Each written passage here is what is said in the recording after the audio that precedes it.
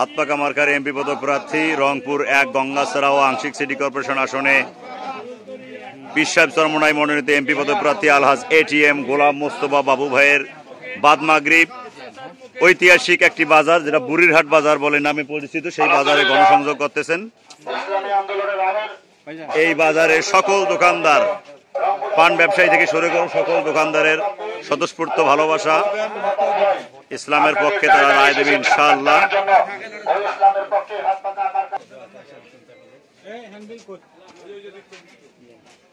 আলহাজ ATM Golam Mostafa বাবু ভাই বুড়িরহাটের ঐতিহাসিক এই বাজারে গণসংযোগ চলছে। এটি রংপুর মহানগরের সিটি কর্পোরেশনের ৬ নং ওয়ার্ড। আজকের এই গণসংযোগে ৬ নং ওয়ার্ড নেতৃবৃন্দ এবং রংপুর ১ আসনে ইসলামী আন্দোলনের নির্বাচন পরিচালনা কমিটির সকল দায়িত্বশীল নেতৃবৃন্দ উপস্থিত আছেন বিশিষ্ট আলেমে দ্বীন এবং গঙ্গাছড়া উপজেলা শাখার নেতৃবৃন্দ সহ বুড়িরহাটের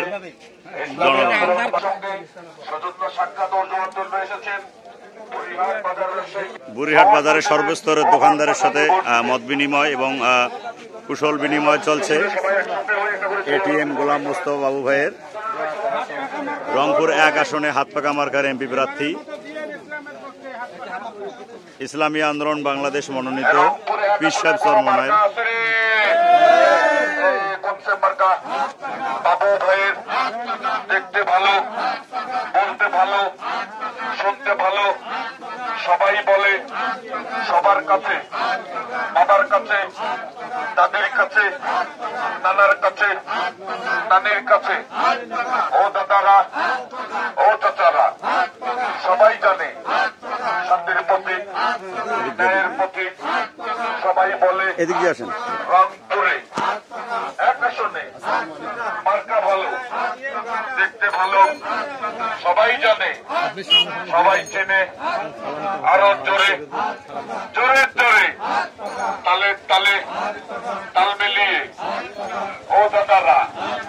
ও দাদিরা, ও বাবারা, ও চাচারা, মার্কাটাকে রংপুরে ১ আসনে